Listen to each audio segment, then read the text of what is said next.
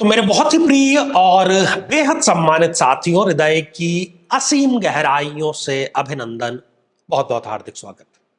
साथियों, कुंडली मिलान पर हमारी चर्चा इन दिनों चल रही है और आज ये चर्चा आ गई है कर्क लग्न की जन्म पत्रिका पर। यदि अभी तक आपने अपने लग्न से संबंधित एपिसोड नहीं देखा है तो यहाँ आई बटन में हमने आपको उसका लिंक प्रोवाइड करा दिया है, जाकर के जरूर देखना चाहिए। खासतौर पर यदि आप जीवन साथी की तलाश कर रहे हैं तो, क्योंकि आप गलती नहीं करेंगे। और यदि आप शादीशुदा हैं तो भी क्रॉस चेक करने के लिए कि क्या गलती ऐसी रह गई कि वो दाम्पत्य सुख में या संतान के सुख में बाधक बन गई है। साथियों, कई वर्षों के जन्म पत्र का अध्ययन और लाखों कुंडलियों के अध्ययन के बाद हम ये कह सकते हैं कि यदि किसी की जन्म पत्रिका में केतु पीड़ित है तो उसको इस ग्रह की महादशा में इन 9 लक्षणों का, इन 9 कष्टों का, पीड़ाओं का अवश्य सामना करना पड़ता है। किसी न किसी प्रकार की तंत्र बाधा का बना रहना, बहुत आसानी से और बहुत जल्दी नजर लग जाना, त्वचा अर्थात स्किन से संबंधित रोग हो जाना, व्यक्ति का अकेलेपन का शिकार हो जाना, किसी न किसी प्रकार का झूठा कोर्ट केस इन पर होता है, व्यक्ति डिप्रेशन में जाकर के नशे का सेवन करना शुरू कर देता है, कितना ही अच्छा कार्य करे लेकिन उसके पक्ष में केवल बदनामी ही आ जाती है। शत्रु जिधर देखो उधर नए नए पैतरे अपनाते रहते हैं और व्यक्ति घर में भी गृह कलेश का शिकार होता रहता है।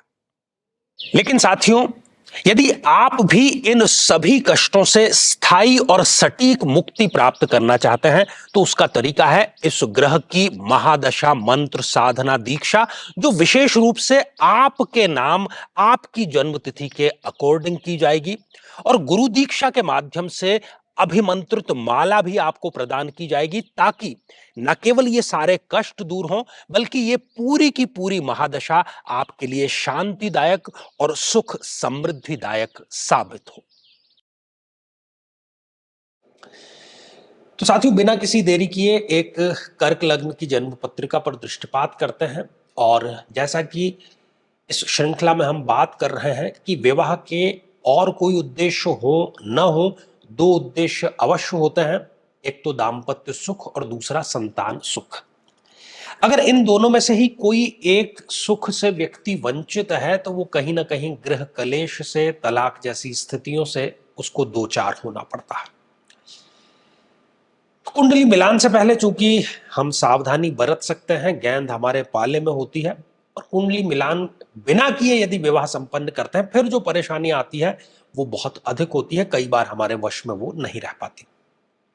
साथियों, कर्क लग्न में लग्नेश चंद्रमा बनते हैं और पंचम भाव अर्थात संतान का जो भाव है उसके लॉर्ड है मंगल देव। तो मंगल की स्थिति बहुत आवश्यक है। यदि आप कर्क लग्न के जातक या जातिका हैं और मंगल कहीं ना कहीं गड़बड़ है, मान लीजिए कि वो छठे, 8वें या 12वें भाव में विराजमान है, या फिर वो नीच राशि के होकर के लग्न में यदि विराजमान है, इस स्थिति में इसके अतिरिक्त 2 जो अत्यंत ही मारक ग्रह है इस जन्म पत्रिका में अशुभ परिणाम देने वाले हैं, एक तो सूर्य और दूसरा बुध। यदि ये दोनों या दोनों में से कोई एक भी पंचम भाव में यदि विराजमान है तो संतान सुख में ये डीले अवश्य करता है, संतान से वंचित रखने का कार्य अवश्य करता है। ऐसी स्थिति में उपाय क्या है? उपाय यह है कि ऐसे जातक या जातिका का विवाह किसी ऐसे जातक या जातिका से कराया जाए जिसका कि पंचमेश बहुत प्रबल हो, ताकि इस कुंडली की जो कमी है उसकी पूर्ति की जा सके।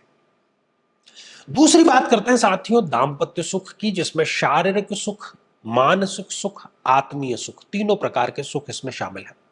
दाम्पत्य सुख का जो लॉर्ड है इस जन्म पत्रिका में वो है न्यायाधिपति शनिदेव।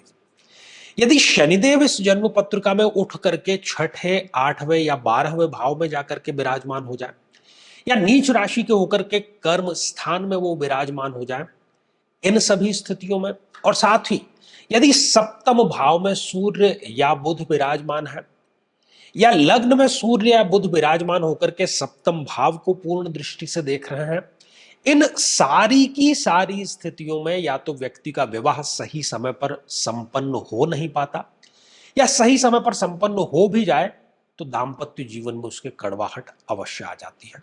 कई बार तो तलाक तक की जो नौबत है वो आ जाती है। अब इसका सबसे सरल, सटीक और सहज समाधान यह है कि कुंडली मिलान के समय कोई ऐसा जीवन साथी इनके जीवन में लाया जाए, ढूंढा जाए, उनसे विवाह संपन्न कराया जाए जिसकी कुंडली में सप्तमेश प्रबल है, बली है, उच्च का है, बहुत अच्छे स्थान पर प्लेस्ड है। तो ये संतुलन हो जाएगा और फिर ये दोनों जीवन भर दाम्पत्य सुख का उपभोग कर पाएंगे। साथियों, कुंडली मिलान बहुत आवश्यक होता है। प्रत्येक लग्न के बारे में हम चर्चा कर रहे हैं, आगे भी ये चर्चा जो है हमारी जारी रहेगी।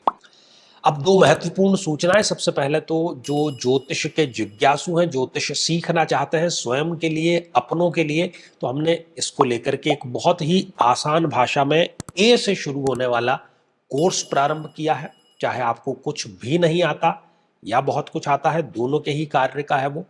उस पर अधिक जानकारी के लिए आप टेलीफोन पर या व्हाट्सएप पर संपर्क कर सकते हैं। दूसरा, यदि आप भी चाहते हैं कि आपकी कुंडली का संपूर्ण विश्लेषण हो, समस्या का समाधान हो, तो आगामी समय में मैं स्वयं इन शहरों में उपस्थित रहूंगा। आप समय लेकर के मिल सकते हैं या फिर आप टेलीफोनिक या वीडियो कॉलिंग अपॉइंटमेंट भी प्राप्त कर सकते हैं।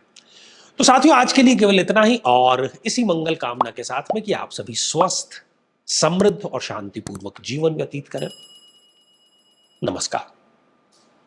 साथियों, कई वर्षों के जन्म पत्र का अध्ययन और लाखों कुंडलियों के अध्ययन के बाद हम ये कह सकते हैं कि यदि किसी की जन्म पत्रिका में शनि पीड़ित है तो उसको इस ग्रह की महादशा में इन 9 लक्षणों का, इन 9 कष्टों का, पीड़ाओं का अवश्य सामना करना पड़ता है।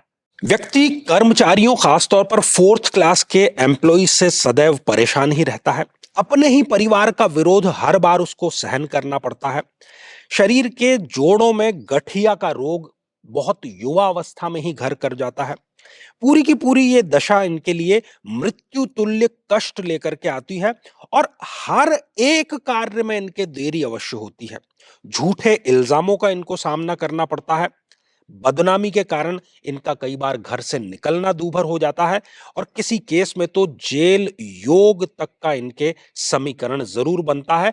व्यक्ति कई बार आलस्य के चलते आवश्यक कार्य को भी टालता चला जाता है।